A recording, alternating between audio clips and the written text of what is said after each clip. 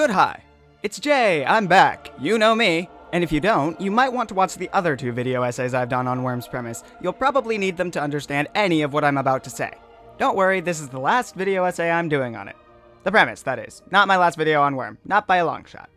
The last one was actually supposed to be the last one because my only idea for this one was so out there and weird that I didn't think it had any merit at all. However, thanks to the encouragement I received from fellow Doofcast patrons Wonkith and Jorazel, here we are! Blame them for whatever goes wrong. Why do I need my bet so thoroughly hedged here? Well, my videos tend towards critical analysis, discussing things that are true about stories and media and stuff. But I'll be real with you, this is gonna sound just a bit like the pilot episode of Web Serial Theory.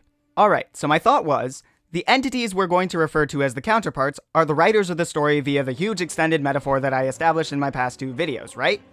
But the thing is, they don't just get here and give out a bunch of random powers, they give out the powers they use to tell the story. The shards are often thought of as being the things that grant powers, keep you conflicted and crazy, which I get. It's the context we're most often discussing them in, but that's a secondary function for the entities. The shards are used to get the cycle in the first place and keep it going. The shards are parts of writing. This part seems pretty obvious. I mean, in Interlude 26, we see Scion use the shards to set up the story as we know it, maximizing conflict. But the shard's other function, granting power to us mortals, is still in effect. The very shards that he uses to write the story are crippled and immediately given to characters we know and love. The implication here would seem to be the powers our characters are wielding are nerfed writing techniques. That's not the theory part, that's completely in line with what I've been saying for weeks. Okay, my first thought was, how fucking cool is that? What other story has the characters wielding parts of it? Homestuck does, but that's besides the point. Now my second thought was, do those writing techniques still, work? Take Imp Shard, for example, one of the ones Scion specifically used to set up the story. We saw him do it. I call it the Redactor Shard because it was never named, and that sounds cool, I hope, maybe. Power-wise, it targets memories and erases them so you forget she's there. Writing-wise, it's what the author chooses to reveal to the audience, what it focuses on and what it ignores. Get it? Got it? Good. Now what if she still controls the writing side of it too? Throughout my read of Worm, I didn't pay attention to Imp all that much. So when I finished her final chapter and said, man, I'm glad my favorite character in the story got an epilogue chapter, I did a bit of a double take. It was almost like her shard influenced the story while she was around, wrapping her in language that my attention could just slip right over. Alright, no, that's too vague. Not good enough evidence. How about we take a look at her first interlude instead? It's called Interlude 13.5. The story doesn't even bother to give it a title that stands out in our heads. Then, the point of view character isn't mentioned for 400 fucking words. And when she joins the Undersiders, it's a footnote in a larger scheme we already care more about. The story is formatted so that Taylor already knows the deal and is concerned with much bigger, shadow-stalkery things. Most people point this stuff out when it comes to Imp, which is why I start with her. It's generally regarded as pretty clever. Her power makes her unnoticeable, and we don't notice her as much despite her fairly crucial roles in the story. I see what you did there, Wildbow, you got us. But Scion's chapter makes this more than a gimmick. The fact that the story ignores her is a meta-narrative rule. Redaction of information from the story starts to act up whenever the holder of the Redactor Shard is around. But how far does it go? How much are the crippled versions of the shards writing the story? Why don't we ask the Navigator Shard, or as I like to call it, the Exposition Shard? Tattletale's role is fairly evident in the story. She's if Sherlock was socially aware enough to piss people off on purpose. She's so much more than her shard, and one of my favorite characters in her own right, but her purpose in the story seems to be exposition from the first line she says. You can start a story by boring everyone to death with 12 paragraphs of backstory whenever anything happens, or you can have a cheeky, sarcastic, enticingly deceitful exposition machine. We wouldn't read all the exposition in a giant-ass word wall, but with Tattletale here to negotiate it past us, we don't even mind. We don't get confirmation that that's what her shard specifically does since it's not in Scion's chapter, but it seems like a pretty safe bet. Unlike the bet that the story takes place in. She's the one who unravels the concept of shards, figures out the Endbringers, and generally answers many of the questions we have about the world. But let's return to Interlude 26 for a second to talk about another shard that we directly see influence the story. The Evaluator Shard. This is what I call the shard Scion uses to glimpse the future, which is eventually crippled and given to Dinah. I have to make up names for half of these since there's apparently no giving names to things shard. Although now that I mention it, that's a pretty essential part of storytelling, so maybe there is one? Not thinking about that, stay focused. I wonder if there's a stay focused shard. Someone should give it to Kid Win, Tish. My ADHD meds are wearing off, aren't they? Maybe I should give those to Kid Win. The Evaluator shard is what Scion uses during his big ol' brainstorming session in the cosmos. He looks into the future and assigns shards somewhat based on who might be in great positions to trigger, keeping the end goal of collecting them all in mind. He doesn't go into specifics, just builds the general shape of things, ideas. It reads like an outline, story elements, haha. He's just trying possibilities and using Evaluator to see what might stick. Koyo uses Dinah like this too, brainstorming ideas for his own master plan. But more importantly, when Dinah is around, we get to see glimpses of the outline.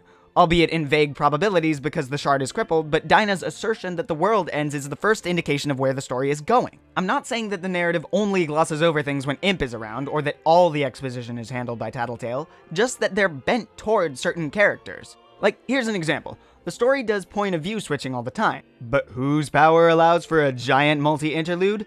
Cauldron's Clairvoyant. Vessel of the Observer shard. And who's consistently present at Taylor's side during Arc 30, the most important POV switch of all?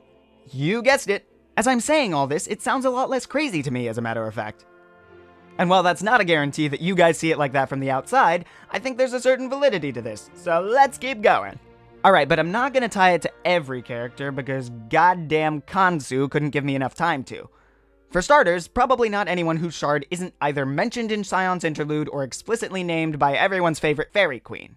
Let's talk about Glastig's weird-ass shard next. Hers is the weaponized, nerfed prototype of Kill Everyone and Gather the Shards shard, which when we plug it into the old meta-narrative writing element translator means recap, reaffirm, and acknowledge what the lessons of the story have taught you. Reflect on your reading experience. When we do that in the book, it's like an epilogue. An epilogue. Again, she's not the personification of the whole story element, but it still bends to her crippled shard a bit, because Ciara kicks off Tenorol in a way that I think gathers the conflict and summarizes the themes. We should be able to do this thing backwards too, shouldn't we? Taking story elements and then finding the shard that does the thing? I mean, there's always the chance that we haven't met the shard's vessel yet, but ain't much we can do about that one. Is there a shard that creates this magic system? Perhaps the shard that's actively crippling each power so that it's bite-sized and ready for commercial use? Shaping them, perhaps?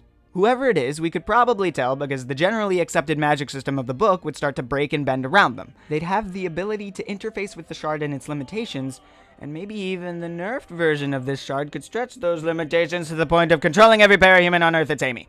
Yep, I'm saying Amy's shard cripples the others and shapes the magic system. Both times some actual limitations on Taylor's power are effectively removed, first range with the relay bugs, then, that. It's been Amy's shaping power at work. During all of this, it's important to note that Scion's story isn't Worm. Scion's story is the play, the story within the story. But just like I talked about the other week, he's still part of a bigger story. So I'm left to wonder, did the entities have a protagonist? The answer is yes. There's a protagonist shard, it's Eidolon's. If you don't know, Eidolon was originally a female cape named Mary Sue, according to what I found during my very in-depth research.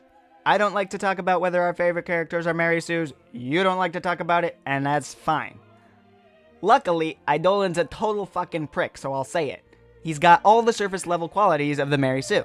He's got the best power ever, the powers he needs in any given situation. One of my first stories when I was 9 had a protagonist like that.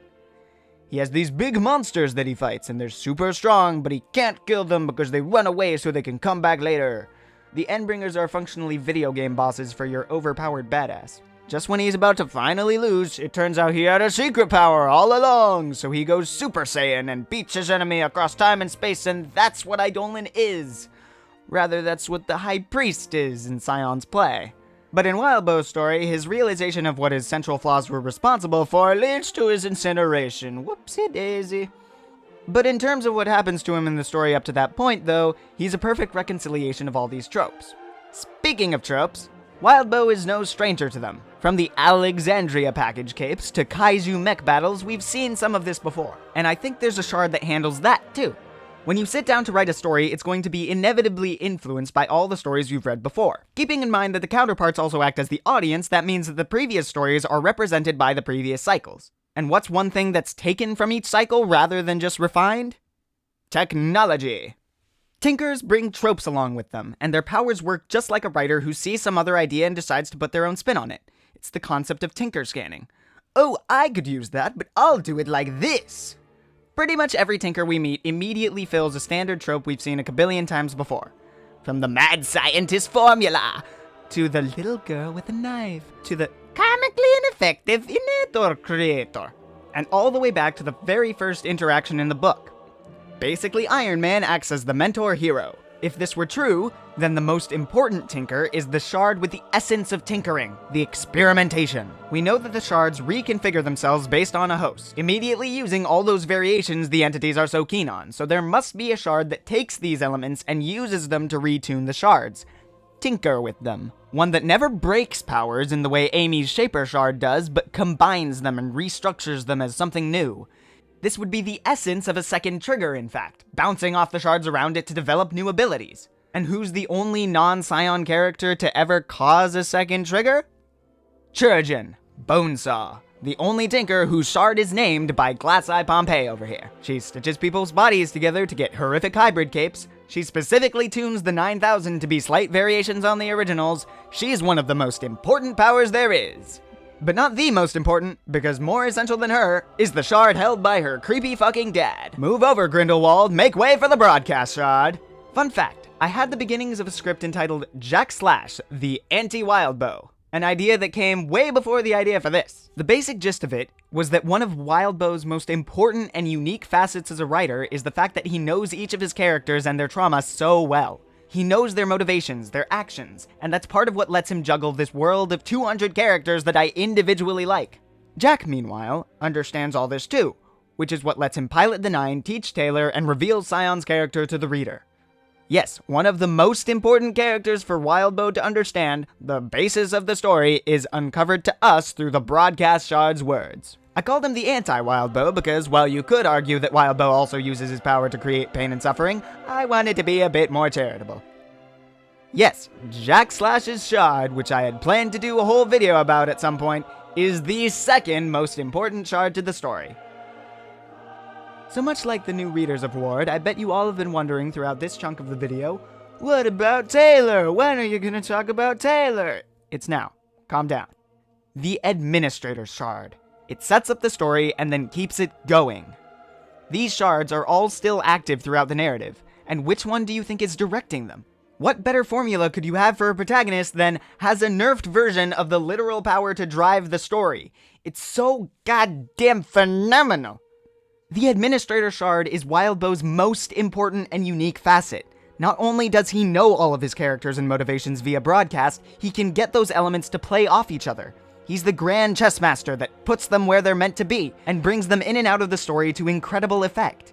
He balances characters we know and characters we don't with such efficiency, and knows where each of them are because they are his tools. Taylor uses her toolbox to achieve what she wants, victory over her enemies. And it is the same power, the same skill, the same element that Wildbow uses to achieve what he wants. Victory over our attention, our hearts, and our sleep schedules. So this has been the grand finale, the total exploration of Worm's premise and all of its facets. I dearly hope you enjoyed. I'm Jay, subscribe and all that, it will mean so much to me once I wake up, because this was a long video, I am very tired, and I need to read one more chapter of Twig, okay? Just one more, and I swear, just one more arc, because I gotta know what happens.